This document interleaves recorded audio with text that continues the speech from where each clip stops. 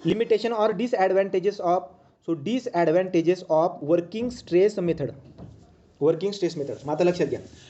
Working stress मेथडचे disadvantages काय आहे. पहिला पॉईंट काय असतो. आपण काय बोलतो की जे वर्किंग स्ट्रेस आहे, working stress should be less than permissible stress, where permissible stress means what, yield stress divided by factor of safety. अशा पद्धतीने आपण बोललेलो आहोत. आता विचार करा. पहिला पॉईंट, आपण जी स्ट्रेंथ घेत असतो ती स्ट्रेंथ कुठली वापरतो आपण, yield स्ट्रेसपेक्षा कमीवाली स्ट्रेस वापरतो. पण स्टील जर बघायला गेलात तर स्टीलची खूप जास्त स्ट्रेंथ असते. कुठपर्यंत, अल्टिमेट स्ट्रेंथ असते. जर तुम्ही कर्व बनवला तर तुमच्या लक्षामध्ये येईल की आज इथपर्यंत स्ट्रेंथ असते. स्टीलची स्ट्रेंथ इथपर्यंत आहे, पण आपण यूज कुठपर्यंत करतोय, आपण यील्ड स्ट्रेंथपर्यंत यूज करतोय. लक्षात आलं. तो आपण यील्ड स्ट्रेंथपर्यंत स्टीलचा काय करत आहे, त्या स्ट्रेंथचा वापर करत असतो. तर लक्षात घ्या, मी स्टीलची स्ट्रेंथ, अल्टिमेट स्ट्रेंथ किंवा त्याला बोलतो रिझर्व्ह स्ट्रेंथ. स्टीलची रिझर्व्ह स्ट्रेंथ खूप जास्त असते, पण आपण यूज खूप कमी करतो. त्यामुळे WSM मेथडने जर आपण डिझायनिंग केली तर ती अनइकॉनॉमिकल होऊन जाते. पहिला डिसएडवांटेजेस काय बोललो मी, की WSM मेथड ही अनइकॉनॉमिकल मेथड आहे. अनइकॉनॉमिकल का, कारण की त्या स्टील स्ट्रक्चरचं, जो स्टील स्ट्रक्चर तुम्ही WSMने बनवलेलं आहे त्याची स्ट्रेंथ, त्याची रिझर्व्ह स्ट्रेंथ खूप जास्त असते, पण तुम्ही यूज कुठून केली, यील्ड स्ट्रेसपेक्षा पण कमीवाली स्ट्रेस यूज केली. तुम्ही असं अजूम करून चालतायत की त्याची ताकद खूप कमी आहे, पण त्याची ताकद खूप जास्त असते. सो त्याच्यामध्ये रिझर्व्ह स्ट्रेंथ खूप जास्त असते, पण आपण असं कन्सिडर करून चालतो की त्याची ताकद खूप कमी असते. So therefore WSM method is uneconomical method. पहिला पॉईंट क्लिअर झाला का, WSM method is uneconomical method. दुसरा डिसएडवांटेजेस काय होता, दुसरा डिसएडवांटेज याच्यामध्ये असा होता की आपण काय बोलतो, working stress should be less than or equal to permissible stress. Working stress म्हणतोय, वर्किंग स्ट्रेस म्हणजे काय, वरून येणारा जो लोड असतो, वर्किंग लोडमुळे मेंबरमध्ये जे स्ट्रेसेस तयार होत असतात त्याला वर्किंग स्ट्रेस म्हणतो. मी फक्त वर्किंग स्ट्रेसबद्दल बोलतो, मी दुसऱ्या कारणांमुळे येणाऱ्या स्ट्रेसबद्दल बोलत नाही. एक मिनिट, हां, तर मी काय बोलतो बरं का, तर आपण काय बोलतोय की आपण फक्त काय केलेलं आहे, वर्किंग लोडमुळे जे स्ट्रेसेस आतमध्ये तयार होत असतात, मी त्याच्याबद्दलच बोलतोय. विचार करा, वरून येणारा लोड जो आहे त्याच्यामुळे तयार होणारी वर्किंग स्ट्रेस आहे, पण जो मेंबर असतो त्या मेंबरमध्ये रिसिड्युअल स्ट्रेसेस असतात. म्हणजे काय, कंपनीमध्ये जेव्हा तो आय सेक्शन बनवला जातो त्याच्यामध्ये ऑलरेडी स्ट्रेसेस असतात, तर ते ऑलरेडी एक स्ट्रेसेस असतील, ते पण मला याच्यामध्ये ॲड करायला पाहिजे.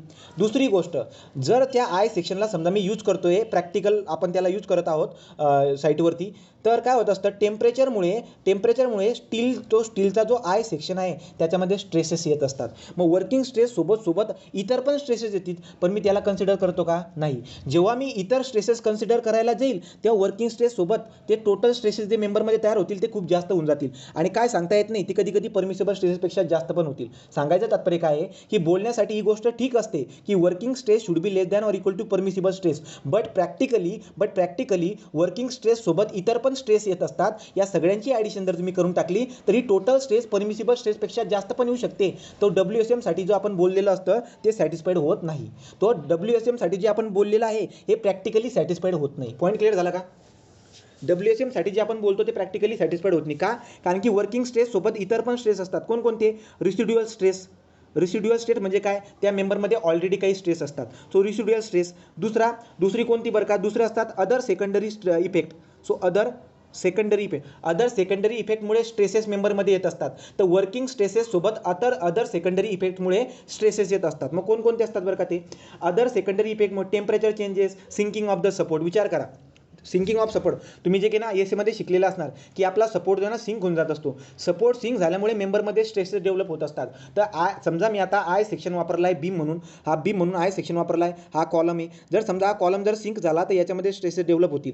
मग वर्किंग स्ट्रेसेस सोबत जे आहेत हे स्ट्रेसेस जर आपण कन्सिडर केले तर वर्किंग स्ट्रेसेस आणि सगळे स्ट्रेसेस परमिसिबल स्ट्रेसेसपेक्षा जास्त पण जाऊ शकतात. तर वर्किंग स्ट्रेससाठी आपण जे बोललेलो आहोत, working stress should be less than permissible stress, कधी ही जी काही ती गोष्टी सॅटिस्फाईड होत नाही.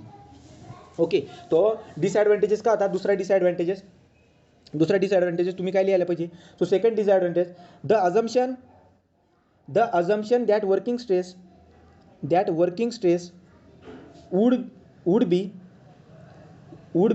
kept less than permissible stresses is not possible due to following reason. ऐका लक्षात काय म्हणतो, मी तुम्हाला मराठीमध्ये समजून सांगितलं आहे हवाला पॉईंट. दुसरा डिसएडव्हान्टेज मी काय बोललो की वर्किंग स्ट्रेस मेथडमध्ये working stress should be less than or equal to permissible stress, where permissible stress is what yield stress divide by factor of safety. Factor of सेफ्टीची व्हॅल्यू जनरली लाय होत असते 1.1 पासून बरेचसे value आपल्याला दिसायला भेटतील जे आज मी तुम्हाला शिकवणार आहे. मग आता हा दुसरा पॉईंट काय बोलतोय मी की working stress should be less than permissible stresses, but practically असं पॉसिबल राहत नाही. असं पॉसिबल नाही राहणार का? कारण की प्रॅक्टिकली म्हणजे साईटवरती इतर वर्किंग स्ट्रेससोबत इतर पण स्ट्रेसेस येत असतात. Possible due to first reason कोणतं आहे? पहिलं रिझन आहे स्ट्रेस कॉन्सन्ट्रेशन.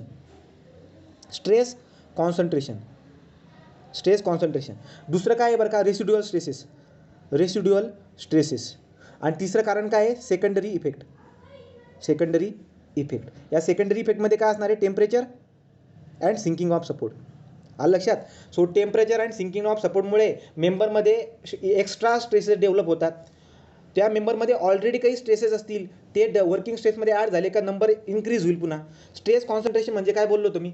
मेंबरमध्ये जर तुम्ही होल क्रिएट केले तर ज्या ठिकाणी होल असतं तिथं स्ट्रेस खूप जास्त, तिथं ताण खूप जास्त येत असतो. लोड अप्लाय केल्यानंतर सगळ्यात जास्त ताण कुठे येत असतो? जिथं तुम्ही तो खड्डा पाडलेला आहे तिथं सगळ्यात जास्त ताण येत असतो. मग तिथं जर का समजा जास्त ताण येत असेल तो कधी कधी वर्किंग स्ट्रेसपेक्षा पण जास्त होऊन जाईल.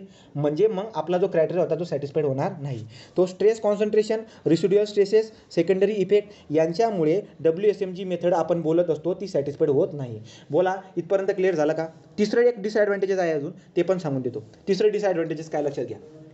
स्टीलचं जे स्ट्रक्चर बांधलेलं आहे म्हणजे जी बिल्डिंग बांधलेली आहे त्या बिल्डिंगवरती येणारा जो टोटल लोड आहे वरून येणारा डेड लोड आहे, लाईव्ह लोड आहे, विंड लोड आहे, अर्थक्वेक लोड आहे, राईट, नंतर ॲक्सिडेंटल लोड आहे, इरेक्शन लोड आहे, तो खूप सारे लोड येत असतात. स्टीलचा जो स्ट्रक्चर आहे त्याच्यावरती खूप सारे लोड येणार आहे. परंतु लक्षात घ्या, वर्किंग स्ट्रेस मेथडने जर आपण डिझायनिंग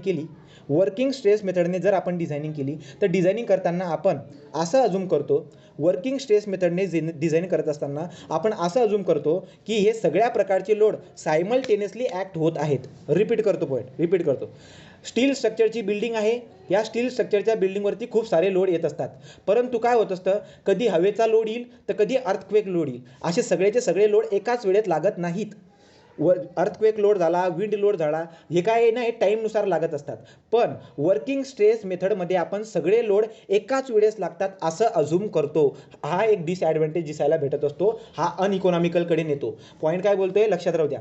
तर वर्किंग स्ट्रेस मेथडच्या डिझाईनिंगसाठी आपण जो लोड बघत असतो तो लोड काय असणार आहे? तो वरून येणारा जो लोड असतो तो आपण सगळे लोड एकाच वेळेस लागत आहेत असं अझूम करतो. परंतु सगळे लोड सायमल्टेनियसली लागत नाही. विंड लोड आणि अर्थक्वेक लोडची इंटेन्सिटी जी आहे ती त्यांच्यामध्ये अनसर्टेनिटी दिसायला भेटत असते. सो जे एक्सटर्नल लोड लागत असतात त्यांच्यामध्ये अनसर्टेनिटी असते म्हणजे काय? कोण कधी लागेल तर कोण कधीतरी लागणार, त्यामुळे यांच्यामध्ये अनसर्टेनिटी असते. पण डिझायनिंग करत असताना आपण असं लक्षात घेतो की सगळे लोड एकाच वेळेस लागत आहेत, त्यामुळे आपण अनइकॉनॉमिकलकडे जातो. हे झाले 3 डिसएडव्हान्टेजेस. लक्षात घ्या, वर्किंग स्ट्रेस मेथडमध्ये आपण एकच गोष्ट अजून करून चाललेलो आहे काय की मटेरियलची जी ताकद आहे ती काय असते? कमी असते. उद्या उठून तुम्हाला जर कोणी विचारलं की वर्किंग स्ट्रेस मेथडची डिझायनिंग तुम्ही कसं करतात तर तुम्ही काय बोलायला पाहिजे की वर्किंग स्ट्रेस मेथडमध्ये आपण मटेरियलची जी स्ट्रेंथ असते ती खूप कमी अजूम करतो. किती कमी अजूम करतो? इलॅस्टिक रेंजमधली ती स्ट्रेंथ आपण अजूम करतो. त्याची स्ट्रेंथ ॲक्च्युली खूप जास्त असते पण आपण खूप कमी अजूम करून घेतो. This is our working stress method. बोला, क्लिअर झाली का? वर्किंग स्ट्रेस मेथड क्लिअर झाली का?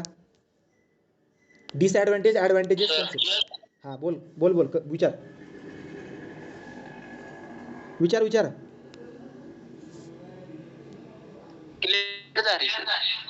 हां ठीक आहे, तुझा क्लिअर झाला असं म्हणतोय. ठीक आहे, पुढे जाऊ. Ultimate load method. तुझा आवाज काही क्लिअर आला नाही मला असं ऐकायला आलं की तुला क्लिअर झालं. पुढे जाऊ. Ultimate load method. तो सेकंड डिझाईन फिलॉसॉफी आहे आपल्याकडे, ultimate load method. So ultimate load method. आता ही अल्टिमेट लोड मेथड जसा टाइम पास होत जातो म्हणजे काय बरं का, तुम्ही BE पर्यंत जाणार, BE नंतर तुम्ही 1-2 वर्ष अभ्यास करणार, पण तुम्हाला अल्टिमेट लोड मेथड काय असते ना ही कळत नाही कधी. तो अल्टिमेट लोड मेथड काय असते कळत नाही कधी. 1 मिनिट, दरवाजा बंद करू.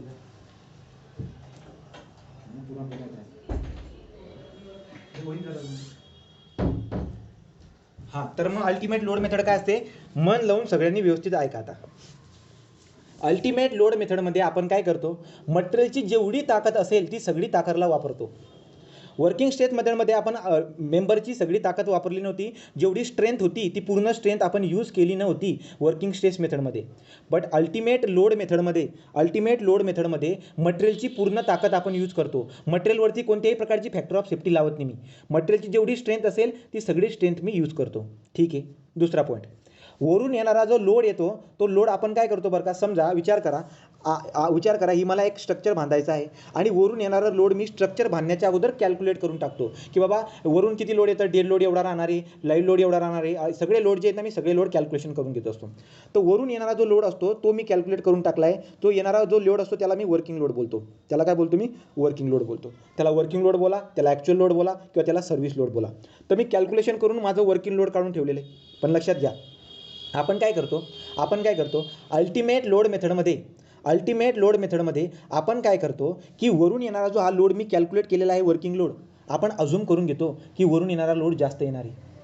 मी काय करतो अजून लक्षात घ्या, वरून येणारा लोड जो आहे ना तो वर्किंगपेक्षा जास्त असणार आहे असं अजूम करतो. म्हणजे समजा आता मी कॅल्क्युलेशन केलं, मला स्टीलची एक बिल्डिंग बांधायची होती आणि मी काय केलं, वरून येणारे सगळे लोड कॅल्क्युलेट केले, व्हॅल्यू आली 10.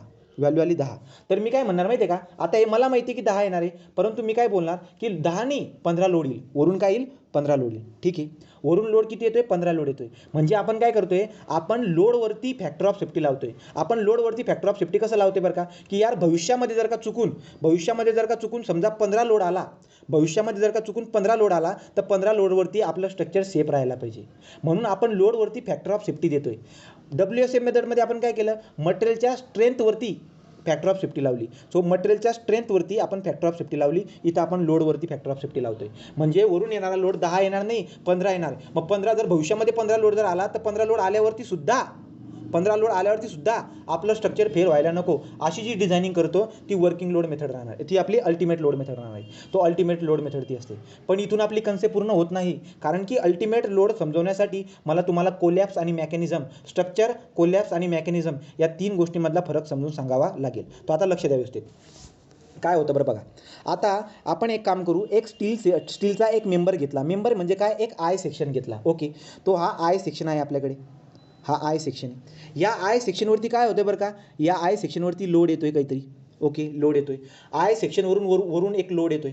आता काय होईल माहिती आहे का, वरून येणारा जो आय सेक्शनवरती वरून येणारा जो लोड आहे बरोबर या पॉईंट लोडच्या खाली, तो वरून येणारा जो लोड आहे तो लोड काय करणार, जिथं पण आपण पॉईंट लोड अप्लाय केलेला असतो तिथं काय होत असतात, तिथं हिंजेस तयार होत असतात, प्लास्टिक हिंजेस. तो प्लास्टिक हिंजेस म्हणजे काय लक्षात घ्या, मी आय सेक्शन जो होता त्याला मी असं दाखवतो, हा आपला बीम होता, समजा हा बीम होता, इथून आपण लोड लावतोय. आता लक्षात घ्या, वरून जो लोड येतोय या लोडमुळे काय येईल, हा लोड येतोय वरून, तो वरून येणारा लोड जो की त्याच्यामुळे काय होत असतं, हा जो मेंबर आहे या मेंबरची पूर्ण ताकद वापरली जाते. पूर्ण ताकद म्हणजे कुठपर्यंत बरं का, अल्टिमेट स्ट्रेंथपर्यंतची ताकद वापरली जाते. आता काय होईल, जिथं स्ट्रेसचं कॉन्सन्ट्रेशन आहे कुठे, लोडच्या बरोबर खाली, तर लोडच्या बरोबर खाली इथं काय होईल, वरून येणारा जो हा लोड आहे, वरून येणारा हा जो लोड आहे याच्यामुळे या ठिकाणी काय होईल माहिती आहे का, इथं कोलॅप्स तयार होईल. का बरं का, कारण की हा जो मटेरियल आहे, हा मटेरियल किती ताकद वापरतोय, त्याच्या अल्टिमेट ताकदपर्यंत जातोय. तर जेव्हा हा त्याच्या अल्टिमेट ताकदपर्यंत जाईल तेव्हा इथं काय तयार होईल माहिती आहे, इथं प्लास्टिक हिंज तयार होईल. प्लास्टिक हिंज म्हणजे काय, हे बघा अशा पद्धतीने जे स्ट्रक्चर होतं त्याचं काय होऊन जाईल माहिती आहे, अशा पद्धतीने हिंज तयार होऊन जाते.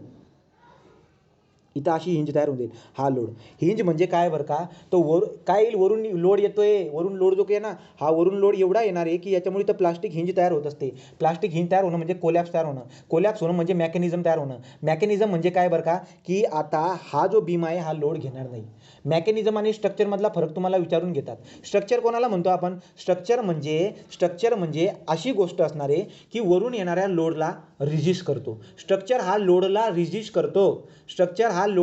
रिजिस्ट करतो, पण मेकॅनिझम हे लोडला रिजिस्ट करत नाही.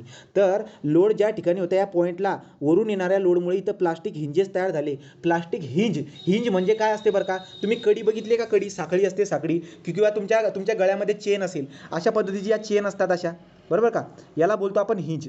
तो हिंज बोलतो. तुम्ही जर बघायला गेलात तर लक्षात घ्या, समजा हा सिम्पली सपोर्टेड बीम आहे. कोणी मला सांगेल का रे सिम्पली सपोर्ट बीम म्हणजे काय, मला कोणी सांगेल का सिम्पली सपोर्ट बीम म्हणजे काय, सिम्पली सपोर्ट बीम कोणाला बोलतो आपण, सांगा कोणतरी पटकन.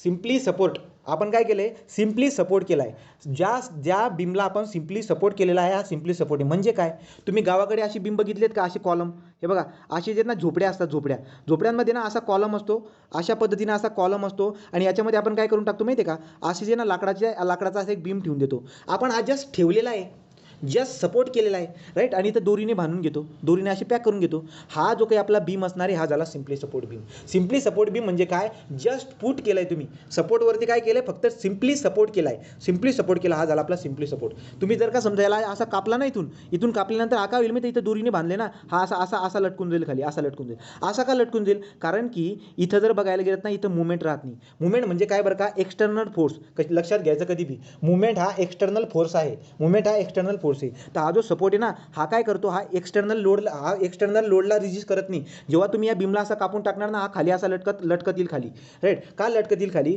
कारण की हा जो सपोर्ट आहे ना, हा इथं मुवमेंट लावत नाही. म्हणजे काय बरं का, विचार करा. समजा एक फिक्स बीम आहे, हा एक फिक्स बीम आहे, हा फिक्स बीम आहे. आता जर मी इथून कापून टाकलं ना, तर कापल्यावरती हा खाली असा लटकत नाही, हा लटकत नाही, जसा आहे ना तसा दिसायला भेटतं, असा दिसायला भेटतो, हा असा आपला बीम दिसायला भेटतो. का बरं का, कारण की इथे एक मुवमेंट लागलेली असते. मुवमेंट म्हणजे काय, एक्सटर्नल लोड. तर इथून एक एक्सटर्नल लोड लागलेला, एक्सटर्नल काय होतं, इंटरनल एक ताकद जनरेट होते, ज्याला मी मुवमेंट म्हणतोय. हे काय करते, या बीमला सपोर्ट करायचं काम करते, ज्याला आपण बोलतो की फिक्स सपोर्टमध्ये एक मुवमेंट असते. मुवमेंट म्हणजे काय, इंटरनल एक ताकद असते जी रोटेशन होऊ देत नाही. मग सिम्पली सपोर्टमध्ये काय होतं, याला जर कापलं तिथं रोटेशन होताना दिसायला भेटेल. जिथं रोटेशन होतं तिथं मुवमेंट झिरो राहते. हा गोल गोल घुमतोय ना, हा जो आहे ना इथलं कापल्यानंतर हा गोल गोल घुमतोय, हा रोटेशन होतोय. जर रोटेशन होत असेल तर तिथं मुवमेंट काय असते, तिथं मुवमेंट झिरो असते. मुवमेंट म्हणजे काय, याला असा रिजिस्ट करणार आहे का, कोणी रिजिस्ट करणार नाही, तर तिथं मुवमेंट किती आहे, झिरो. हा सिम्पली सपोर्ट आपल्याला दिसायला भेटतो. ठीक आहे, म्हणजे हा एक हिंज म्हणजे एक साखळी बघा ना तुम्ही, साखळी कशी असते, ही साखळी आहे, ही साखळी खाली असं लटकायला लागून जाते, म्हणजे रोटेशन. साखळीमध्ये तुम्हाला रोटेशन दिसायला भेटतं, मुवमेंट नसते साखळीमध्ये, राईट. तर तसंच होतं, वरून येणारा पॉईंट लोडच्या खाली बरोबर खूप जास्त लोड आहे हा, राईट. मटेरियलने सगळी ताकद वापरून टाकली, तेव्हा जाऊन इथं काय होतं, प्लास्टिक हिंज तयार होऊन जातो, म्हणजे मेकॅनिझम तयार होतं. स्ट्रक्चर राहणार नाही. आता हा जो काही मेंबर होता, हा आता स्ट्रक्चर राहणार नाही, म्हणजे हा लोडला रिजिस्ट करणार नाही. हा काय होऊन जाईल बरं का, हा एक प्लास्टिक हिंज तयार करून देईल, कोलॅप्स होऊन जाईल. तो काय तयार करेल बरं का, एक मेकॅनिझम तयार करून देईल, हा वाला. आता लक्षात घ्या, तुम्ही प्लास्टिक ॲनालिसिस शिकलेला असणार की नाही मला माहीत नाही. प्लास्टिक ॲनालिसिसमध्ये या सगळ्या गोष्टी क्लिअर होत असतात. ठीक आहे, तो प्लास्टिक ॲनालिसिसचं लगभग खूप मोठा आपल्याला सिलेबस दिसायला भेटत असतो, तो शिकणं पण जरुरी असतं. लक्षात घ्या, आता काय बोलतोय, हा जो बीम आहे, या मेंबरची आपण सगळी ताकद वापरून घेतो. तो मेंबरची सगळी ताकद वापरणार. वरून येणारा जो लोड असतो, हा जो अल्टिमेट लोड आहे, ultimate load, right. Ultimate load म्हणजे कोणता, वर्किंग लोडला तुम्ही वाढवून घेतलेला आहे. वर्किंग लोडला 10 लोड येत होता, पण तुम्ही काय बोलतात की 15 लोड येतोय, तो अल्टिमेट लोड आहे. हा वरून येणारा अल्टिमेट लोड जो काही आहे, तो एवढा असायला पाहिजे की तो कोलॅप्स लोडपर्यंत जायला नको. म्हणजे हा वरून येणारा जो लोड आहे, हा लोड काय असायला पाहिजे, की एवढा असायला पाहिजे की जेणेकरून इथं प्लास्टिक हिंज तयार व्हायला नको. हा मेंबर सगळी ताकद वापरतोय, पण वरून येणारा लोड जो काही आहे, या लोडने या ताकदीचा असा फायदा घ्यायला नको की जेणेकरून इथे हिंज तयार होईल. मी काय बोलतो, असं बोलतो बघा. सो अल्टिमेट लोड, हळूहळू कळेल गोष्टी, हा. Ultimate load should be less than or equal to, ultimate load जो आहे, तो अल्टिमेट लोड काय असायला पाहिजे, should be less than or equal to collapse load. So collapse load म्हणजे काय, तो कोलॅप्स लोड म्हणजे काय, लक्षात घ्या. Ultimate load should be less than or equal to collapse load. रेंजचा प्रॉब्लेम होतोय का रे, लक्षात घ्या.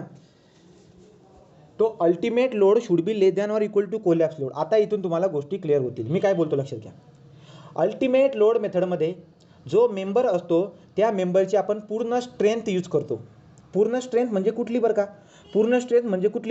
तर स्ट्रेंथ म्हणजे अल्टिमेट स्ट्रेंथपर्यंत आपण, म्हणजे त्याच्यावरती काही संबंध नाही आहे, जिथपर्यंत पूर्ण ताकद आपण यूज करतोय. आपण कुठपर्यंत जातोय, डायरेक्ट इथपर्यंत जातोय आपण अल्टिमेट. तो मटेरियलची आपण पूर्ण ताकद यूज करत आहोत, हा झाला पहिला पॉईंट. दुसरा, वर्किंग लोड जो असतो, तो वर्किंग लोड जेवढा असेल, आपण काय बोलतो, तो 10 नाही आहे, तो 15 आहे, राईट ना. तो 10 नाही, तो 15 आहे, म्हणजे वरून येणारा लोड आपण वाढवून घेतो. सो वर्किंग लोडला आपण काय करतो, वाढून घेतो. वर्किंग लोडला तुम्ही वाढून घेतात, तर ते वाढलेली व्हॅल्यू जी आली 15, 10 पासून 15 आली, तो 15 जो काही ना, त्याला आपण काय बोलतो, एकतर अल्टिमेट लोड बोला, किंवा त्याला आपण फॅक्टर लोड बोलतो, किंवा त्याला आपण डिझाईन लोड बोलतो. तो डिझाईन लोड बोला, फॅक्टर्ड लोड बोला, किंवा अल्टिमेट लोड बोला, तिघं जे काही आहेत तिघंच सेम आहेत. अल्टिमेट लोड बोला, फॅक्टर लोड बोला, किंवा डिझाईन लोड बोला. तर वर्किंग लोडला जेव्हा तुम्ही कशाने तरी मल्टिप्लाय करतायत, लोड फॅक्टरनं मल्टिप्लाय केल्यानंतर एक व्हॅल्यू भेटते, तिला अल्टिमेट लोड बोलतो. पण हा जो लोड तुम्ही वाढवून घेतायत ना, 10च्या ऐवजी तुम्ही किती घेतला 15, पण हा 15 लोड, हा जो 15 लोड आहे ना, हा असा असायला पाहिजे की हा कोलॅप्स लोडच्या खाली असायला पाहिजे. मग तुम्ही म्हणणार की कोलॅप्स लोड कसा काढायचा, त्यासाठी प्लास्टिक ॲनालिसिस शिकवावं लागत असतं. तो प्लास्टिक ॲनालिसिसचा अभ्यास पाहिजे. मग तो जो बीम आहे, हा जो बीम आहे, या बीमचं मला कोलॅप्स लोड माहीत असतो. तो बीमचा जो कोलॅप्स लोड आहे तो मला माहिती आहे. तर लक्षात घ्यायचा, तो जो कोलॅप्स लोड आहे त्या कोलॅप्स लोडपेक्षा कमी आपला डिझाईन लोड किंवा अल्टिमेट लोड किंवा फॅक्टर्ड लोड असायला पाहिजे. क्लिअर झाला का? So therefore ultimate load is equal to what? Ultimate load is equal to working load into load factor. आलं लक्षामध्ये? म्हणजे इथं आपण फॅक्टर ऑफ सेफ्टी कशावरती घेत आहोत? लोडवरती. इथं जो लोड आहे ना त्याला आपण वाढून घेतोय. असं का करतोय? कारण की भविष्यामध्ये जेव्हा लोड वाढला तर तेव्हा आपलं स्ट्रक्चर सेफ असायला पाहिजे. मग आपण काय करून टाकलं बरं का, आपल्या स्ट्रक्चरला कोलॅप्समध्ये सेफ केले. कोलॅप्स म्हणजे काय बरं का? कोलॅप्समध्ये सेफ केले म्हणजे काय? कोलॅप्सचा मिनिंग काय होतो लक्षात घ्या. जेव्हा आपण मी कोलॅप्स शब्द यूज करेल याचा अर्थ काय होतो? याचा अर्थ असा होईल की स्ट्रक्चर काम करायचं बंद करून देईल. कोलॅप्स होणं म्हणजे काय? स्ट्रक्चर काम करायचं काय करून देईल? बंद करून देईल. राईट. सो मेकॅनिझम आणि स्ट्रक्चरचा फरक पण असा समजून घेतो. कसा बरं का? एखादा जिवंत माणूस आहे, जर जिवंत माणूस असेल तर जिवंत माणूस खूप जास्त रेजिस्टन्स प्रोव्हाइड करतो. म्हणजे कसं?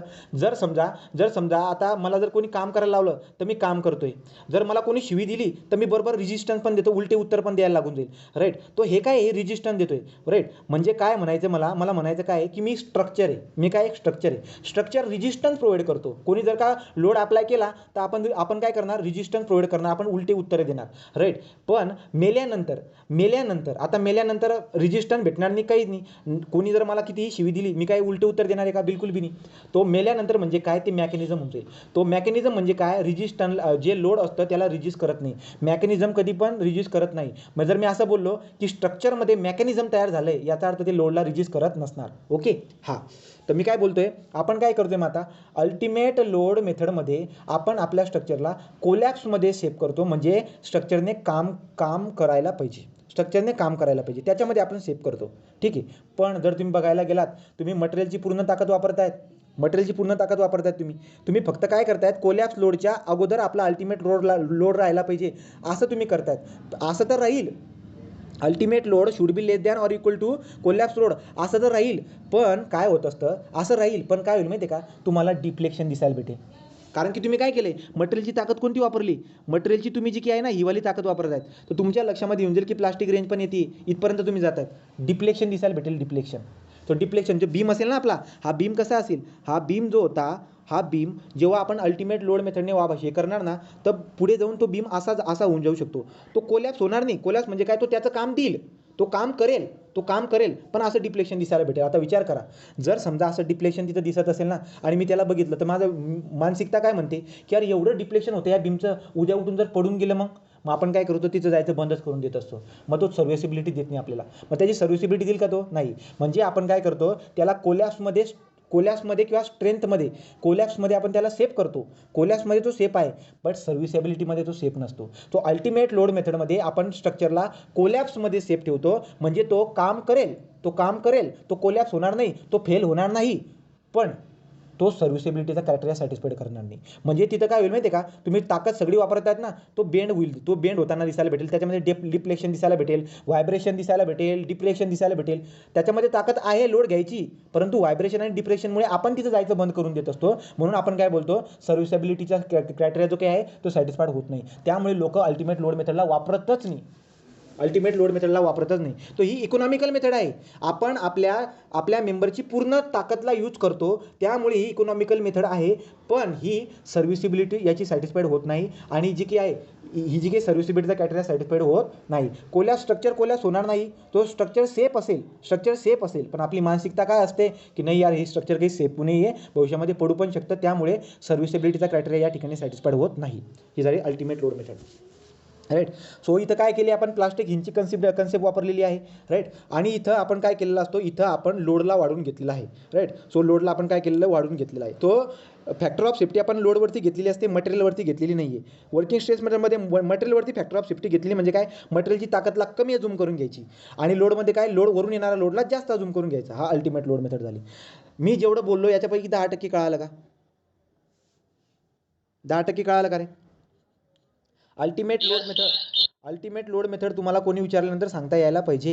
काय पहिला पॉईंट अल्टिमेट लोड मेथडमध्ये पहिला पॉईंट, अल्टिमेट लोड मेथडमध्ये मेंबरची पूर्ण स्ट्रेंथ आपण यूज करतो. दुसरा पॉईंट, अल्टिमेट लोड मेथडची डिझायनिंग आपण कशा पद्धतीने करतो, वरून येणारा वर्किंग लोड जो असतो त्या वर्किंग लोडला आपण असं अजूम करून टाकतो फॅक्टर ऑफ सेफ्टी घेऊन की वरून येणारा लोड 10 नाही आहे, तो लोड किती आहे 15 आहे, लोड जास्त घेऊन घेत असतो. म्हणजे काय बरं का, म्हणजे आपण सेफ साईडला जातो की नाही यार, वरून 10 लोडनी 15 लोड येतो, मग त्यासाठी डिझायनिंग होईल. तो जो वर्किंग लोडला वाढून जो लोड येतो आपला, तो आपला काय असतो, अल्टिमेट लोड, फॅक्टर लोड किंवा डिझाईन लोड. तो डिझाईन लोड जो असतो तो डिझाईन लोड आहे. आणि जो मेंबर आहे त्याचा कोलॅप्स लोड मला काढता येत असतो. तर जो अल्टिमेट लोड आपण वाढून घेतलेला आहे तो काय असायला पाहिजे, तो कमी असायला पाहिजे कोलॅप्स लोडपेक्षा. जर तो कोलॅप्स लोडपेक्षा जर का कमी असेल तर स्ट्रक्चर कोलॅप्स होणार नाही, फेल होणार नाही, ते वरून येणारा लोड घेईल. बट याचं डिसॲडव्हान्टेजेस काय बरं का, याचे डिसॲडव्हान्टेजेस आहे की तुम्हाला सर्व्हिसेबिलिटीची गॅरंटी भेटणार नाही, सर्व्हिसिबिलिटीचा प्रॉब्लेम दिसायला भेटेल. दुसरं महत्त्वाचं काय बरं का, इथं तुम्ही फक्त लोडवरती फॅक्टर ऑफ सेफ्टी घेतली, मटेरियलच्या स्ट्रेंथवरती फॅक्टर ऑफ सेफ्टी घेतलेली नाही. राईट. सो स्ट्रेंथबद्दल आपण काळजी केलेली नाही आहे. पुढे जर बघायला गेलं तर काय डिफ्लेक्शन जास्त दिसायला भेटणार आहे. तो तेच पॉईंट, फटिकचा प्रॉब्लेम, डिफ्लेक्शनचा प्रॉब्लेम, व्हायब्रेशनचा प्रॉब्लेम, हे सगळे प्रॉब्लेम येऊन जातील. त्यामुळे या मेथडला आपण वापरत नाही. जेवढे पॉईंट मी बोललो एवढे पॉईंट तुम्हाला लिहिता येतील का, लिहिता येतील का सांगा पटकन. एवढंच आहे. हो सर. राईट. चला आता इम्पॉर्टंट काय बघा, अल्टिमेट लोडचा फॉर्म्युला कोण सांगेल रे मला. Ultimate load is equal to what, ultimate load factor load किंवा अल्टिमेट लोड म्हणा फॅक्टर लोड किंवा design load is equal to what, load into load factor, working load into load factor. Correct. ठीक आहे. आता पुढे जर बघायला गेलात तर लोड फॅक्टर किती असतो, लोड फॅक्टर जनरली तुम्ही जर बघायला गेलात एकच लोड फॅक्टरची व्हॅल्यू वापरतो. त्याचा डिसॲडव्हान्टेज काय की तुम्ही ना इथं लोड फॅक्टर एकच वापरतात, भले बीम असो कॉलम असो काही असू द्या, लोड फॅक्टरची एकच व्हॅल्यू असते. पण असं नसतं ॲक्च्युली. जेव्हा आपण पुढे लिमिट स्टेट मेथड शिकणार ना, आपल्याकडे लोड फॅक्टरचा एक टेबल आहे जो आपण आय एस कोडमधून शिकणार आहोत. तर आपण इथं डिसॲडव्हान्टेजमध्ये काय बोलणार की अल्टिमेट लोड मेथडमध्ये लोड फॅक्टरची व्हॅल्यू जनरली आपण एकच घेत असतो, एकच व्हॅल्यू आपण यूज करत असतो. तो सुद्धा एक त्याचा डिसॲडव्हान्टेज असतो. स्ट्रक्चर काही पण असू द्या पण लोड फॅक्टरची व्हॅल्यू आपण एकच घेत असतो, तर तो आपला एक डिसॲडव्हान्टेज होऊन जातो. ठीक आहे. ती पण गोष्ट आपण लक्षामध्ये घेतलेली आहे. मेकॅनिझम म्हणजे काय असतं बरं का, जो लोडला घेत नाही ते मेकॅनिझम आहे. आणि त्यासाठी तुम्हाला मी जिवंत माणूस आणि मेलेला माणूस याचं एक्झाम्पल पण दिलेलं आहे. आता आपण जाऊ पुढं. So next point is what, याचा फायदा सांगितला तुम्हाला मी. आपण मटेरियलवरती हे केलेलं नाही. ठीक आहे. लिमिट स्टेट मेथड,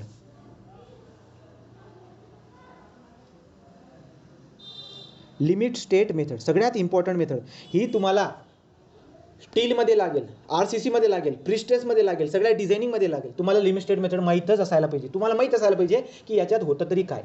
आता आपण काय करतो, वर्किंग स्ट्रेस मेथड आणि अल्टिमेट लोड मेथड यांचे जे डिसॲडव्हान्टेजेस आहेत, यांचे डिसॲडव्हान्टेजला ओव्हरकम करण्यासाठी तिसरी डिझाईन फिलॉसॉफी फाइंड आउट केलेली आहे, तिसरी डिझायनिंग मेथड फाइंड आउट केलेली आहे. तो वर्किंग स्ट्रेस मेथड आणि अल्टिमेट लोड मेथडमध्ये असणारे जे डिसॲडव्हान्टेजेस आहेत त्यांना ओव्हरकम करण्यासाठी लिमिट स्टेट मेथडचा आपण वापर करत असतो. ते त्यांचे ड्रॉबॅक आपण दूर करणार. आता कसं ड्रॉबॅक दूर करतो बरं का, वर्किंग स्ट्रेस मेथडमध्ये तुम्ही फॅक्टर ऑफ सेफ्टी अप्लाय केली कशावरती, मटेरियलच्या स्ट्रेंथवरती. मटेरियलच्या स्ट्रेंथवरती फॅक्टर ऑफ सेफ्टी अप्लाय करणं म्हणजे काय, मटेरियलची जी ताकद आहे ती कमी अजूम करून घेणं, जेवढी असेल त्याच्यापेक्षा कमी अजूम करून घेणं. आणि ठीक आहे, तो एक. दुसरं म्हणजे काय, दुसरं अल्टिमेट लोड मेथडमध्ये जो लोड होता त्या लोडवरती आपण फॅक्टर ऑफ सेफ्टी अप्लाय केलेली आहे. म्हणजे पहिल्या केसमध्ये स्ट्रेंथवरती अप्लाय केली होती, लोडवरती अप्लाय केली नव्हती. दुसऱ्या केसमध्ये लोडवरती फॅक्टर ऑफ सेफ्टी अप्लाय केलेली होती, मटेरियलच्या स्ट्रेंथवरती अप्लाय केली नव्हती. पण आता लिमिट स्टेट मेथडमध्ये मी काय करतो, मटेरियलच्या स्ट्रेंथवरती बी फॅक्टर ऑफ सेफ्टी अप्लाय करतो आणि लोडवरती पण फॅक्टर ऑफ सेफ्टी अप्लाय करतो. त्यामुळे जो फॅक्टर ऑफ सेफ्टी इथे यूज करतो तो कोणता फॅक्टर ऑफ सेफ्टी असतो आपला, पार्शियल फॅक्टर ऑफ सेफ्टी. इथं जो फॅक्टर ऑफ सेफ्टी आपला तो पार्शियल फॅक्टर ऑफ सेफ्टी येतो. का, कारण की तुम्ही मटेरियलची स्ट्रेंथ जी आहे त्या मटेरियलच्या स्ट्रेंथवरती पण फॅक्टर ऑफ सेफ्टी अजून करतात. म्हणजे त्याची ताकद जर का 10 असेल तर तुम्ही काय बोलणार, त्याची ताकद 10 नाही आहे, त्याची ताकद फक्त 6च आहे असं बोलणार. आणि वरून येणारा लोड जर का समजा 6 येत असेल ना, तर तुम्ही काय बोलणार, वरून येणारा लोड 6 नाही येते, वरून येणारा लोड 10 येतोय. तर लोडवरती तुम्ही फॅक्टर ऑफ सेफ्टी घेणार आणि स्ट्रेंथवरती पण फॅक्टर ऑफ सेफ्टी घेणार. तर दोघा गोष्टीवरती आपण फॅक्टर ऑफ सेफ्टी घेत असतो लिमिट स्टेट मेथडमध्ये. राईट. सो देअरफोर इथं जर बघायला गेलात तर इथं आपण काय बोलणार की इथं आपण मटेरियलच्या स्ट्रेंथवरती आणि लोडवरती फॅक्टर ऑफ सेफ्टी घेत असतो. सो जो देअरफोर इथं बोलणार पहिला point, in this method partial safety factor for loading and material strength is apply. हां, सांगा ना थोडं. हां, पहिला point, in this method partial safety factor in this method partial safety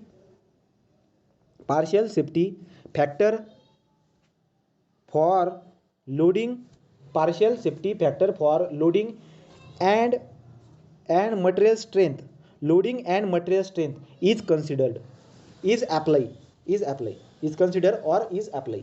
हा वाला झाला लिमिट स्टेट मेथडमधला पहिला पॉईंट. हा झाला लिमिट स्टेट मेथडमधला पहिला पॉईंट. दुसरा पॉईंट काय सांगतो लक्षात घ्या. आता अप्लाय करतो, मग कशा पद्धतीने अप्लाय करतो बरं का.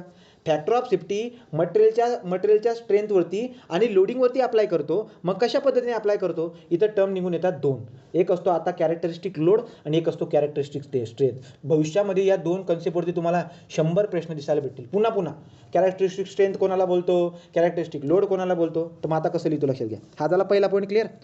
दुसरा पॉईंट याच्यामध्ये अप्लाय कसं करतो, हां, factor of safety. So therefore ultimate load और फॅक्टर लोड म्हणा किंवा ऑर फॅक्टर लोड कसा काढणार मी, वरून येणारा लोड कसा काढणार मी, जो आपला वर्किंग लोड आहे. आता या केसमध्ये लिमिट स्टेट मेथडमध्ये जो वर्किंग लोड असतो त्याला आपण काय बोलतो, त्याला बोलतो कॅरेक्टरिस्टिक लोड. मी कसं लिहितो आता बघा. अल्टिमेट लोड और factor load is equal to characteristic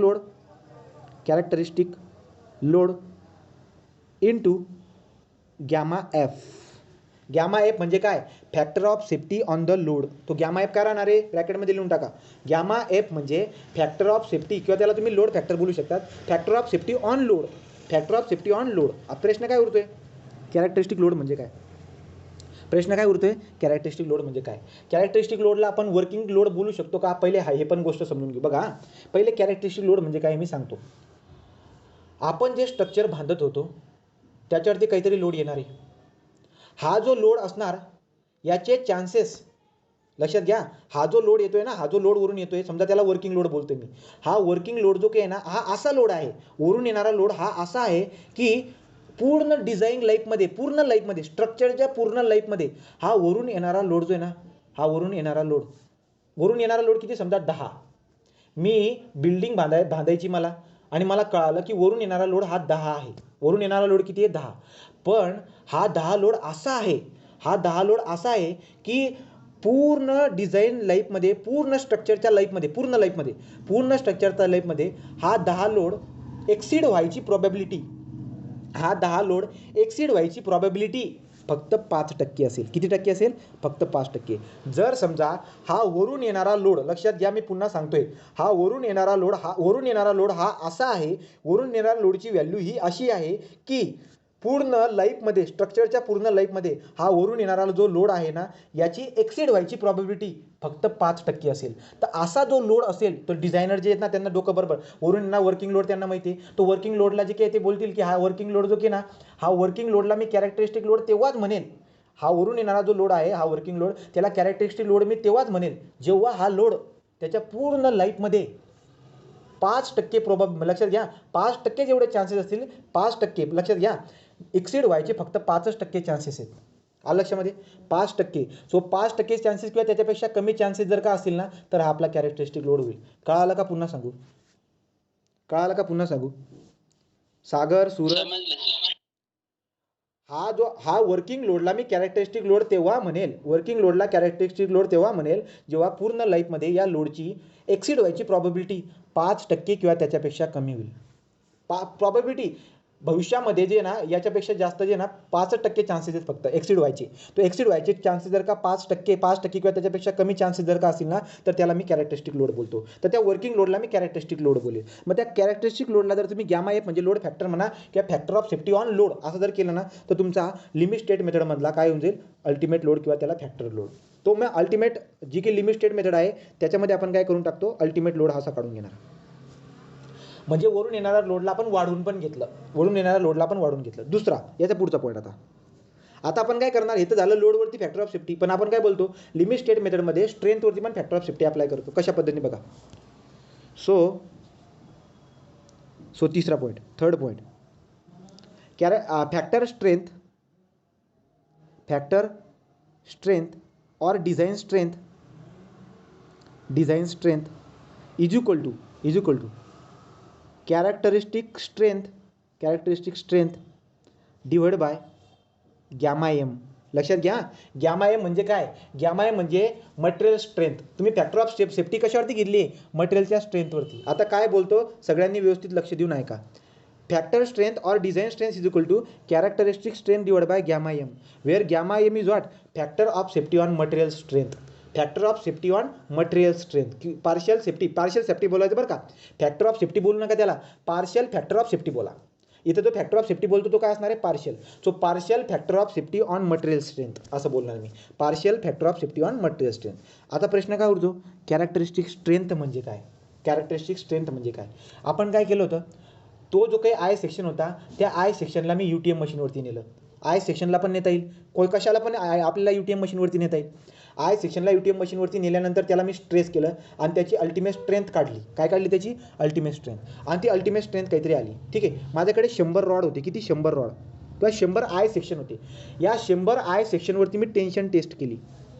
100 I section होते, या 100 आय सेक्शनवरती मी टेन्शन टेस्ट केली आणि मला 100 आय सेक्शन भेटल्यानंतर टेन्शन टेस्ट केल्यानंतर मला व्हॅल्यू सापडल्यात. कशाच्या? अल्टिमेट स्ट्रेंथच्या.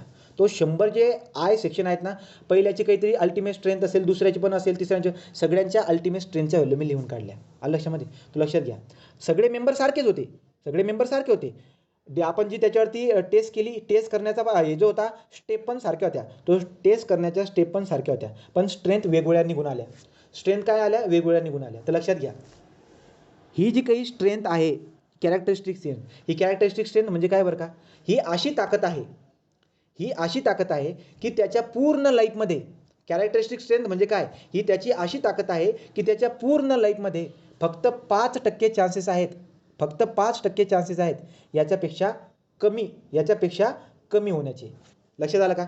समजा मटेरियलची ताकद होती 10, मटेरियलची ताकद किती आहे? 10, आणि याला मी कॅरेक्टरिस्टिक स्ट्रेंथ बोलतो. समजा याला कॅरेक्टरिस्टिक स्ट्रेंथ कधी बोलेल मी? मटेरियलची ताकद किती आहे? 10, पण याला कॅरेक्टरिस्टिक स्ट्रेंथ मी बोलतो कधी बोलेल? जर समजा या मटेरियलची ताकद 10 कॅरेक्टरिस्टिक स्ट्रेंथ असं मी बोलतो कधी? या पूर्ण लाईफमध्ये फक्त 5% चान्सेस असे आहेत की त्याची ताकद 10पेक्षा कमी होईल. 5% चान्सेस किंवा त्याच्यापेक्षा कमी चान्सेस आहेत की पूर्ण लाईफमध्ये त्या मटेरियलची ताकद 10 किंवा 10पेक्षा कमी होईल. अशी जी ही स्ट्रेंथ असते याला बोलतो आपण कॅरेक्टरिस्टिक स्ट्रेंथ. किंवा याला समजून सांगण्यासाठी एक्झाम्पल समजून घेऊ. बघा, आपल्याकडे काय आहे? 100 आय सेक्शन आहेत. आय अशा पद्धतीने किती? 100 आय सेक्शन आहेत आपल्याकडे, 100. हां, पहिल्याला हे केलं मी, पहिल्याला UTMवरची टेस्ट केलं, त्याची व्हॅल्यू आली काहीतरी 10. दुसऱ्याला हे केलं, त्याची व्हॅल्यू आली काहीतरी 9. ठीक आहे, नंतर दुसऱ्याची आली काही 10.5. सगळ्यांच्या व्हॅल्यू काढून टाकल्या, सगळ्यांच्या व्हॅल्यू कॅल्क्युलेट करून टाकल्या. ठीक, आता मी काय करतो यांना मी सगळ्या ज्या स्ट्रेंथ आल्यात ना यांना मी डिक्रीजिंग ऑर्डरमध्ये मांडतो. कोणत्या ऑर्डरमध्ये? डिक्रीजिंग ऑर्डरमध्ये. ठीक आहे, किंवा समजा यांना मी डिक्रीजिंग ऑर्डरमध्ये मांडतो. तो 10, 9 असं काय असेल ना डिक्रीजिंग ऑर्डरमध्ये आपण त्याला मांडून टाकतो, डिक्रीजिंग ऑर्डरमध्ये. तर तुमच्या लक्षामध्ये काय येईल माहिती आहे का? डिक्रीजिंग किंवा आपण इन्क्रीजिंग ऑर्डरमध्ये मांडू समजा. तर इन्क्रीजिंग जर मांडलं मी 9, 10, 11 अशा पद्धतीने इन्क्रीजिंग ऑर्डरमध्ये मी जातो आहे, इन्क्रीजिंग ऑर्डरमध्ये. तर आपण अशी व्हॅल्यू उचलतो, अशी व्हॅल्यूला आपण कॅरेक्टरिस्टिक स्ट्रेंथ बोलतो की फक्त त्याच्यापेक्षा 5% जे ना ते काय आहेत? कमीवाली व्हॅल्यू आहे. म्हणजे कोणते? मग पहिली 9, 10, 11, 12, 13, 14 आणि पुढे काहीतरी असेल समजा. 1, 2, 3, 4, 5, 13. तो 13वाली व्हॅल्यूला मी कॅरेक्टरिस्टिक स्ट्रेंथ बोलेल. याला कॅरेक्टरिस्टिक स्ट्रेंथ बोलतो. का? कारण की ही जी काही स्ट्रेंथ आहे ही 13वाली मी काय बोलतो आता, या आय सेक्शनची कॅरेक्टरिस्टिक स्ट्रेंथ किती आहे? 13. का? कारण की फक्त 5च मेंबर असे आहेत की ते 13पेक्षा कमी आहेत. 5च मेंबर असे ते 13पेक्षा कमी आहेत. त्यामुळे या आय सेक्शनची स्ट्रेंथ काय असेल? ती असेल 13. नवीन सांगू का रे? नवीन सांगू का? हे बघा, तुम्ही काय केलं? आय सेक्शनला UTM मशीनवरती नेलात, त्याला तुम्ही काय केलं? त्याची टेस्ट केली, त्याची अल्टिमेट टेन्साईल स्ट्रेस काढली, सगळ्या व्हॅल्यू आल्यात, आपल्या समोर व्हॅल्यू पडलेल्या आहेत. आपण यांना काय केलं? इन्क्रीजिंग ऑर्डरमध्ये मांडली. 5वी नंबरची जी व्हॅल्यू असेल ना ती तुमची कॅरेक्टरिस्टिक स्ट्रेंथ असते. 5व्या नंबरची बरोबरची व्हॅल्यू असते ना ती तुमची कॅरेक्टरिस्टिक स्ट्रेंथ असते. हेच तुम्हाला जी क्यूबमध्ये तुम्ही जे कॅरेक्टरिस्टिक स्ट्रेंथ काढतात ना क्यूबमध्ये, त्याचा काढण्याचा क्रायटेरिया पण सेम असाच असतो, असंच आपण काढतो. कळालं का हे तुम्हाला? सांगा रे. कॅरेक्टरिस्टिक स्ट्रेंथ म्हणजे काय? कळालं का? Characteristic strength. So characteristic strength म्हणजे अशी स्ट्रेंथ की पूर्ण लाईफमध्ये 5% चान्सेस असे आहेत की त्या स्ट्रेंथपेक्षा फॉल व्हायचे, 5% चान्सेस. ती स्ट्रेंथ अशी स्ट्रेंथ आहे की फक्त 5% चान्सेस आहेत त्या स्ट्रेंथपेक्षा कमी स्ट्रेंथ व्हायची. फक्त 5% ती झाली आपली कॅरेक्टरिस्टिक स्ट्रेंथ. तर मग ती वाली जी स्ट्रेंथ आहे त्याला divide by factor of safety करायचं, partial factor of safety for the material strength, तेव्हा आपल्याला काय भेटेल, डिझाईन स्ट्रेंथ भेटेल. मग त्या डिझाईन स्ट्रेंथसाठी आणि त्या डिझाईन लोडसाठी आपण डिझाईनिंग करतो, ती झाली आपली लिमिट स्टेट मेथड. ही झाली आपली लिमिट स्टेट मेथड. क्लिअर झाला का पॉईंट? Yes sir. बाकीचे रे बोला, बाकीचे क्लिअर सर. बाकीचे बोला रे, सगळ्यांनी बोला. हे जर तुम्हाला आज कळालं तर तुम्हाला आरसीसी मध्ये प्रिस्टेज मध्ये कधीच काही प्रॉब्लेम राहणार नाही, एवढी 100% मी गॅरंटी देतो तुम्हाला. राईट. तो हे तुम्हाला क्लिअर झालं असेल. ज्याला नसेल कळालं त्यांनी मला सांगून द्यायचं, मी पुन्हा सांगून देईल. पुढे जाऊ आता. पुढचा पॉईंट काय बघा. आता प्रश्न काय विचारतात की partial factor of safety on the load आपण का अकाउंट केला आणि partial factor of safety on the strength material strength आपण का अकाउंट केला. म्हणजे काय बरं का, मटेरियलची ताकद होती कॅरेक्टरिस्टिक स्ट्रेंथ 10 आणि त्याला divide by factor of safety करतायत तुम्ही, म्हणजे मटेरियलची ताकद तुम्ही कमी अजून करतायत.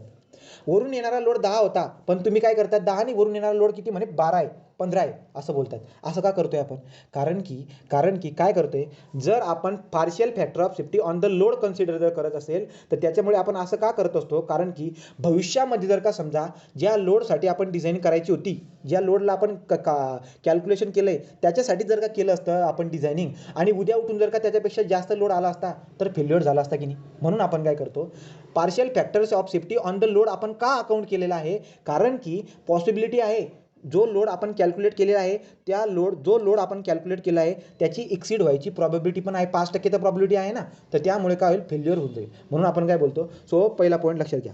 इथं पॉईंट काय लिहायचं, हे तुम्हाला आय एस कोडमध्ये दिलेलं आहे. हे तुम्हाला आय एस कोडमध्ये दिलेलं आहे. सो देअर 4 पॉईंट काय लक्षात घ्या, partial factor of safety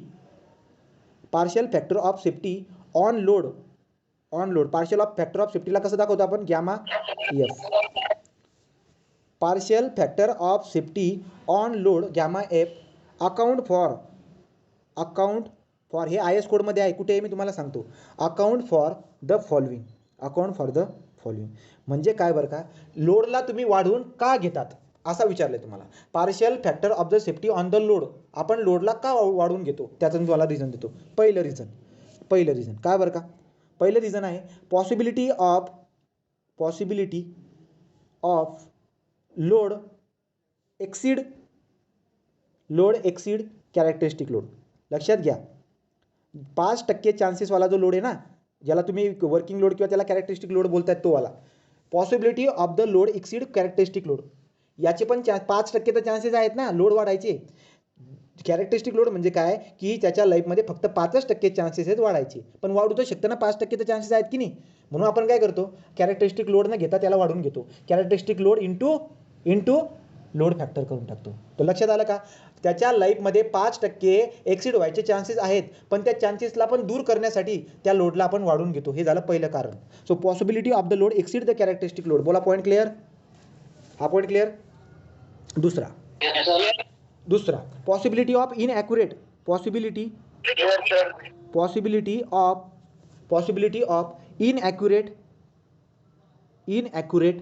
assessment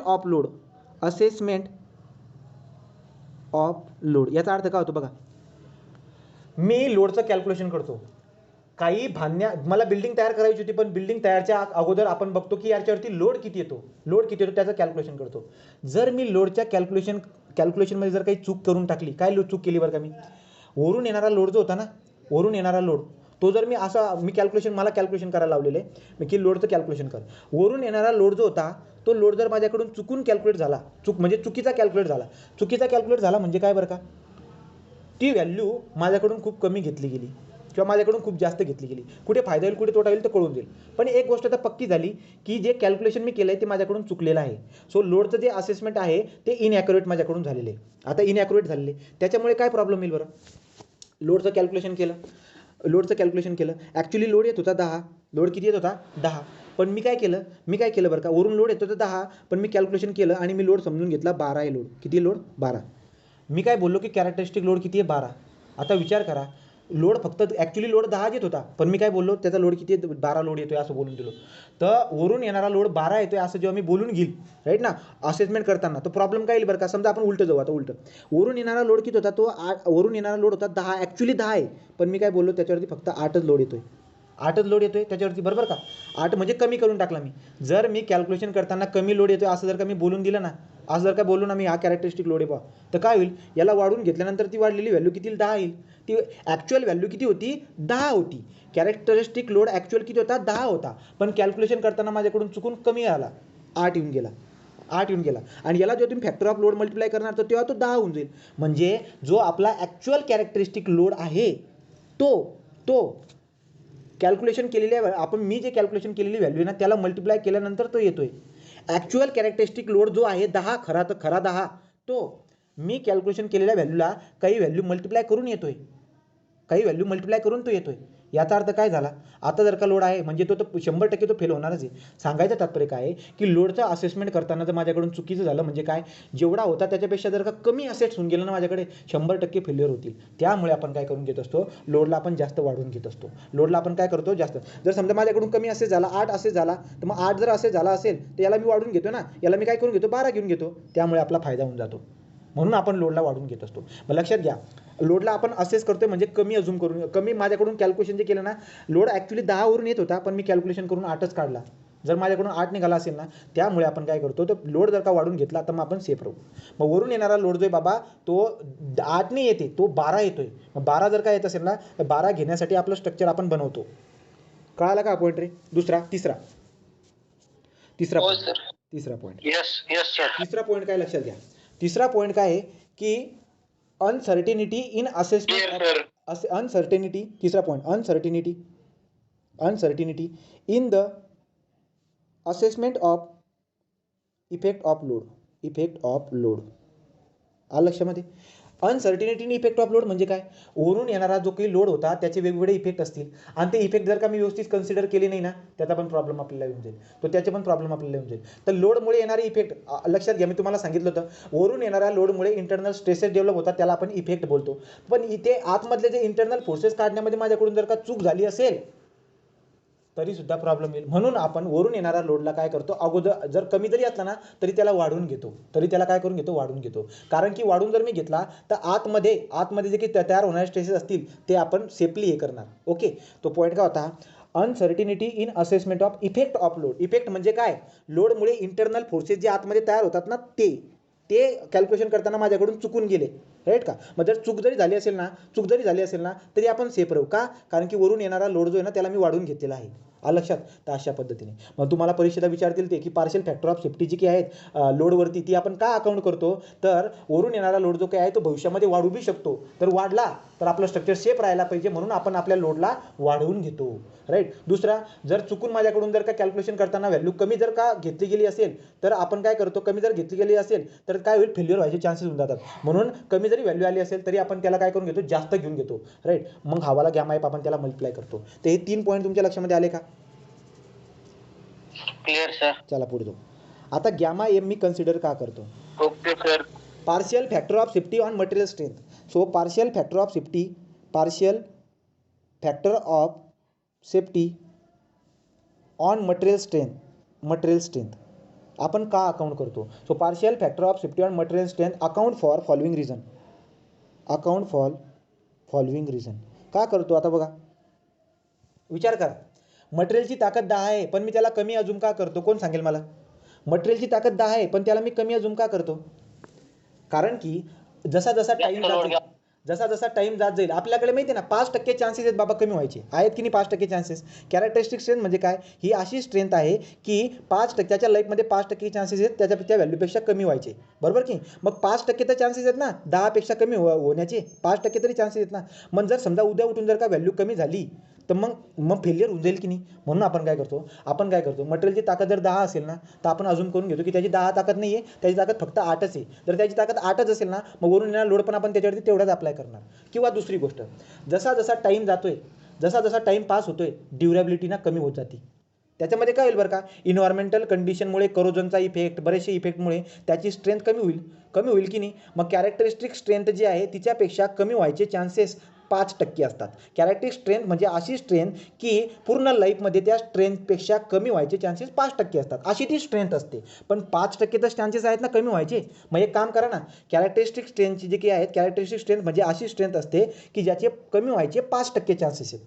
कमी व्हायचे 5% चान्सेस आहेत. मग आपण काय करणार बरं का, आपण काय करतो, कॅरेक्टरिस्टिक स्ट्रेंथपेक्षा कमीवाली स्ट्रेंथ अजूम करून घेतो. मग कॅरेक्टरिस्टिक स्ट्रेंथपेक्षा कमीवाली स्ट्रेंथ अजूम करून घ्यायचं म्हणजे काय, characteristic strength divide by gamma M. Gamma M म्हणजे partial factor of safety on material strength, gamma M. So therefore मी काय बोलतो, possibility of strength falling below characteristic strength. तो पॉसिबिलिटी आहे ना, 5% पॉसिबिलिटी आहे की नाही. So possibility of strength falling below characteristic strength. दुसरं रिझन बी. सो बी वाला रिझन काय, reduction in member size. So reduction in member size. आता लक्षात घ्या, रिडक्शन इन मेंबर साईजचा मिनिंग काय होतोय, जर स्टीलच्या स्ट्रक्चरची साईज जर का कमी असेल ना, जर साईज कमी असेल म्हणजे क्रॉस सेक्शन एरिया कमी असेल. क्रॉस सेक्शन एरिया जर का कमी असेल ना, तर त्याच्यामध्ये ताण जास्त येईल, स्ट्रेस जास्त येईल. Stress is equal to force upon area. त्याचा क्रॉस सेक्शन एरिया कमी आहे तर त्याच्यामध्ये ताण जास्त येईल, बरोबर आहे. आता मी जर का बारीक राहिलो, आता मी 2 कंडिशन घेऊ, एक जाड व्यक्ती आणि एक बारीक व्यक्ती. जर बारीक व्यक्ती असेल ना, त्याच्यावरती आपण सेम लोड देऊ. तो सेम लोड आपण देतोय, एक जो ना, एक बारीक आहे आणि एक जाड आहे. तर जो बारीक व्यक्ती आहे त्याच्यावरती जर तुम्ही लोड अप्लाय करणार तर त्याचा काय होईल बरं का, ते जर बघायला गेलं त्याच्यामध्ये जास्त स्ट्रेस येईल आणि जाडमध्ये स्ट्रेस जो आहे कमी येईल, अशा पद्धतीने दिसायला भेटेल, राईट. मग तोच वाला पॉईंट इथं की मेंबरची साईज आपण कमी घेतलेली असते.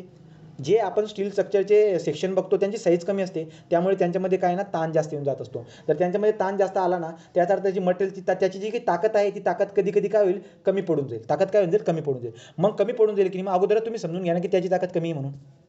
एखादा बारीक व्यक्ती आणि त्याची ताकद 10 लोड घ्यायची, तो बारीक आहे. आता मला माहिती आहे की यार तो बारीक आहे, काय 10 लोड घेईल, म्हणून आपण काय करतो, आपण अगोदरच बोलून देतो 10 नाही घेत का दादा, तो 7च घेतो फक्त. आलं लक्षामध्ये, अशा पद्धतीने. तो देअरफॉर दुसरा पॉईंट काय बोलतो, reduction in the member size. So reduction in the member size. तिसरा पॉईंट काय, रिडक्शन इन स्ट्रेंथ. सो किंवा तिसरा पॉईंट काय बोलतो मी, uncertainty in calculation of strength. Strength calculate करताना माझ्याकडून चूक झाली. कशी चूक झाली बरं का, त्याची ताकद मी जास्त समजून घेतली. तो बारीक होता आणि मी कॅरेक्टरिस्टिक स्ट्रेंथ काय बोललो, त्याची ताकद ॲक्च्युली खरं जर बघायला 10 ताकद आहे आणि मी काय बोललो त्याची ताकद 12 आहे. मी चुकीची मजर करून टाकली ना, 12 बोलून दिलो. मग 12 जर का समजा मी बोलून दिलं आणि त्याच्यावर जर का 12 लोड टाकला तर तो फेल होऊन जाईल, बरोबर की नाही. तर कॅल्क्युलेशन जे केलं ना मी, स्ट्रेंथचं कॅल्क्युलेशन करताना माझ्याकडून चूक झाली. तो स्ट्रेंथचं कॅल्क्युलेशन करताना माझ्याकडून जास्त व्हॅल्यू घेतली गेली, त्यामुळे प्रॉब्लेम येणार आहे. So uncertainty in a calculation of strength. जर माझ्याकडून जास्त घेतली गेली असेल ना, मग आपण काय करतो, जास्त घेतली गेली असेल ना, म्हणून आपण काय करतो, 12 घेतली ना आपण, म्हणून आपण कमी घेऊन घेतो. तो आपण सेफ्टी साईडला येऊन जाईल. तर चुकून माझ्याकडून जर का समजा स्ट्रेंथ जास्त घेतली गेली असेल आणि जर मी त्याच्यावरती फॅक्टर ऑफ सेफ्टी लावली असेल ना, तर मग आता आपण सेफ आहोत मग, ठीक आहे. So uncertainty in a calculation of the strength. आणि डी वाला पॉईंट काय, लास्टवाला, reduction in the strength. D वाला रिडक्शन हे कुठे आहे तुम्हाला सांगून देतो आयएस कोडमध्ये. Reduction in a strength due to fabrication and tolerance. तर लक्षात घ्या, जसा आता विचार करा, तुम्ही कंपनीमधून त्याला बनवून आणलेला असतो, त्यामुळे त्याच्यामध्ये ऑलरेडी बराचसा ताण त्याच्यामध्ये असतो. आणि दुसरी महत्त्वाची गोष्ट काय बरं का, जसा टाईम जात असतो ना, तो खूप जास्त सहन करून त्याची ताकद कमी होत जाते. मग त्याची ताकद कमी होत जाणार आहे की नाही, त्याची ताकद जर कमी होत जाणार आहे तर मग आपण एक काम करू ना, खूप कमी ताकद आहे असंच अजूम करून घेऊ. म्हणजे ॲक्च्युअल ताकदपेक्षा कमी बी ताकद झाली ना तरी आपण सेफ राहणार. मग आलं लक्षामध्ये. So reduction in the strength due to fabrication and tolerance. हा वाला पॉईंट क्लिअर झाला का, 4 पॉईंट. आता एक कुठे आपण बघूया, हे पॉईंट क्लिअर झाले का रे. Yes sir. आता क्लिअर सर. आपण जाऊ आयएस कोडमध्ये. आता जायचं आपल्याला पेज नंबर 29 वरती.